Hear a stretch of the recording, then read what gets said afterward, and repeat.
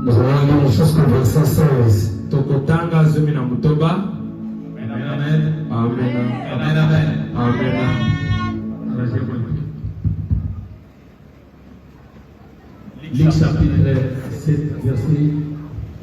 Luc chapitre 7, verset 12 à 16.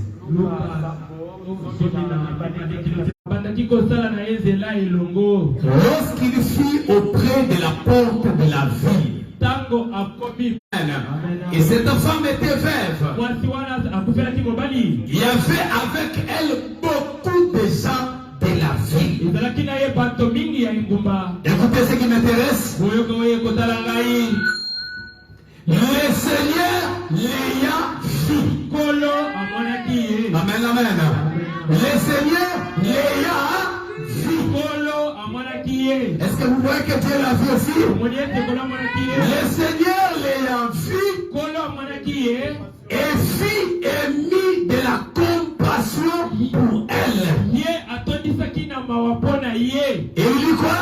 Ne pleure pas. Aide-moi à dire à trois personnes ne pleure pas. Amen, amen. Aide-moi à lui dire ne pleure pas. Ce n'est pas les villes qui parlent, mais c'est Dieu de Kabamba qui est en train de te dire. Le Seigneur dit ne pleure pas. Est-ce que tu as compris qu'on ne doit pas encore pleurer? Écoutez maintenant. Il s'approcha et toucha le cercueil. Amen, amen. Il toucha le cercueil. Et ceux qui le portaient, qu'est-ce qu'ils ont fait? Ils s'arrêtaient.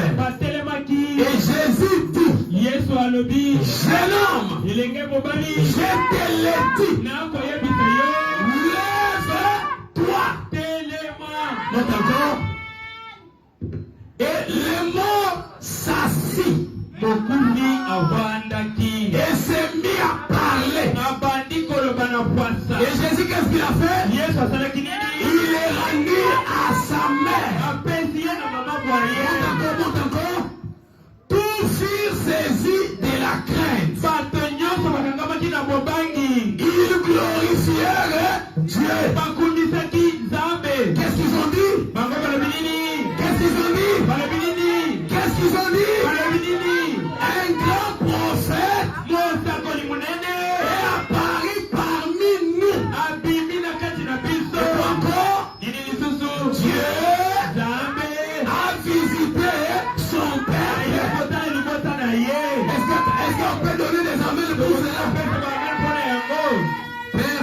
m'a béni comme ceci.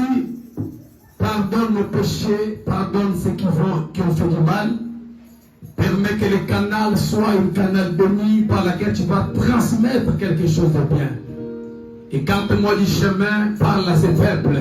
Au nom puissant du Seigneur Jésus, Amen. Amen. Nous allons lire Colossiens. Colossiens chapitre 2. Versets 14 à 15. Et la Bible dit, il a effacé les actes dont les ordonnances nous condamnaient, qui subsistaient contre nous. Il a détruit cela en les courant à la croix. Et 15, il a dépouillé les dominations, les autorités, et les a livrés publiquement en spectacle, et en triomphant d'elle par la croix. Que Dieu bénisse. Que Dieu bénisse. Pour ceux qui ne nous connaissent pas, je suis votre frère Neville Mwamba. Je suis pasteur de la cité du Seigneur Tabernacle. Nous sommes à Bitabé. Alors, nous sommes en train de parler d'un thème qui est le Dieu de haut fait. Amen, amen. Dites pas votre voisin, le Dieu de haut fait. Amen, amen. Dis encore le Dieu de haut fait.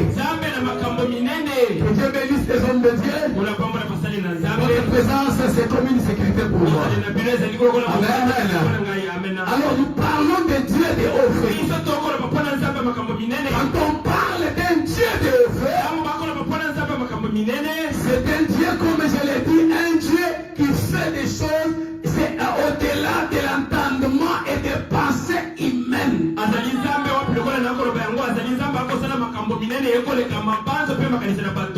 Dieu de haut fait, c'est un Dieu qui opère là où l'espoir est terminé. Est-ce que je peux pénétrer encore la folie? Est-ce que je peux pénétrer encore? Un Dieu de haut fait, c'est un Dieu qui fait des choses de manière inattendue. Amen. C'est-à-dire, les loups l'appellent Moukemessi. Moukemessi. Un Dieu qui fait des choses où toi-même tu te dis, pour ça, ce n'est pas mon père. Pour ça,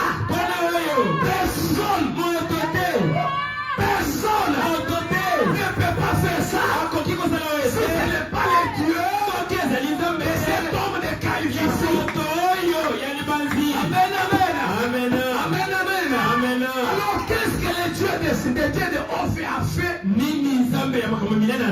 Amen. Et qu'est-ce que ce Dieu de Ophé a à voir avec lui chapitre 12? La Bible nous parle. Jésus quittait Bethléem pour aller dans une ville appelée Naïn. Et Naïn était une grande ville qui était en dehors de Jérusalem. La Bible dit ceci: Jésus quitta là où il était avec une grande foule. Il accompagnait. Peut-être il chantait Hosanna. Peut-être il disait Dieu parmi nous. Ils étaient en train d'avancer. Mais il a remarqué une chose. De l'autre côté, il y avait une femme veuve. Cette femme veuve-là avait encore un fils. Donc du vivant de son mari, il avait reçu qu'un enfant. Et c'est un seul garçon qui était l'espoir. Un moment son mari est décédé. Après que te.